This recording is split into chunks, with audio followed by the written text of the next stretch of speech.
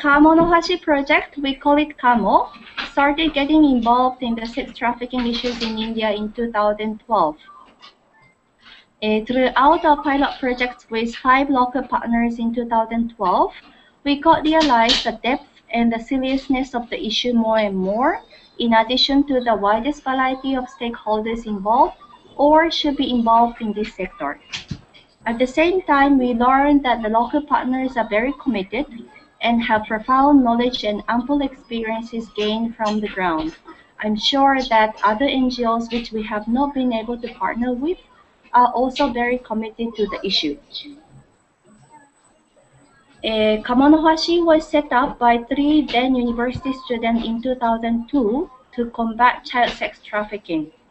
For the initial 10 years, we operated in Cambodia, which was infamous for the rampant child sex trafficking after the country's internal conflict. While we worked with the police and the other law enforcement agencies to prevent the trafficking and bring justice to the victims, we supported orphanage homes in addition to our own factory, hiring vulnerable women from the remote rural villages. So these 10 years taught us cost-effectiveness of empowerment of criminal justice system in Cambodia in order to prevent the sex trafficking and the difficult direct correlations with the limited fund between poverty reduction and prevention of the sex trafficking in Cambodia. I think this is kind of conclusion from our experiences, maybe limited in Cambodia, but it could be extended to the other parts of the world as well.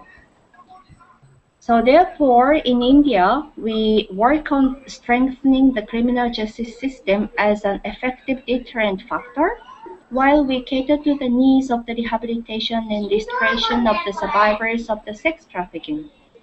Also, since the data and information about the sex trafficking in India are scattered and majority of them are not publicly available, we aim at building information house and funding the data development by local partners. Under such initiative, one of the challenges we faced as a funder with the local NGOs is the convergence. It happens not only among the local NGOs, but also among the UN agencies or national or state governments. Since the issue of the sex trafficking in India is heart-achingly serious and acute, collective efforts among anti-trafficking initiatives are inevitable.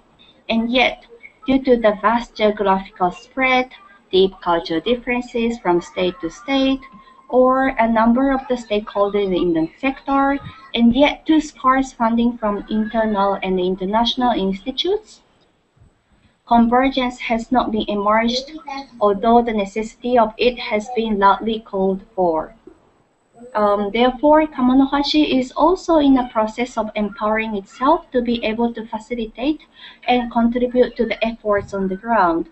Therefore, we would be very glad if we could work together to create a concerted effort to combat sex trafficking issues in India.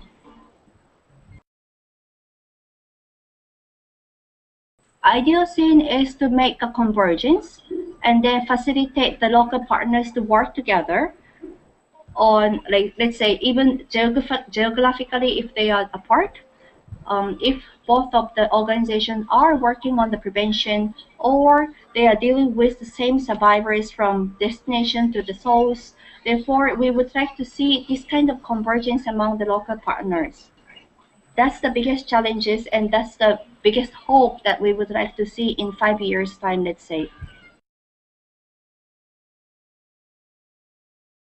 Another difficulties we faced on the ground was that there is no information about which program cost how much and then what is the impact of this program. That kind of consolidated data is not available on the ground.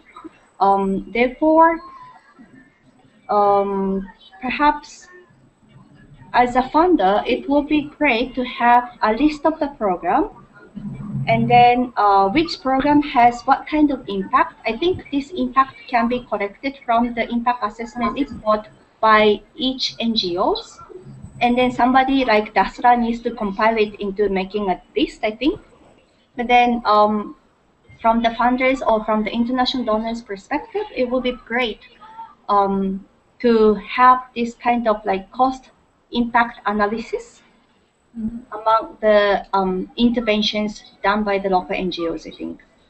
I understand that local partners are always busy with the actions, day-to-day actions, because they are the ones who are dealing with the survivors and also rescuing or government, I mean, dealing with the government agencies and so on. So therefore, impact assessment needs to be done, but in a perhaps concise manner, or perhaps somebody can set our unified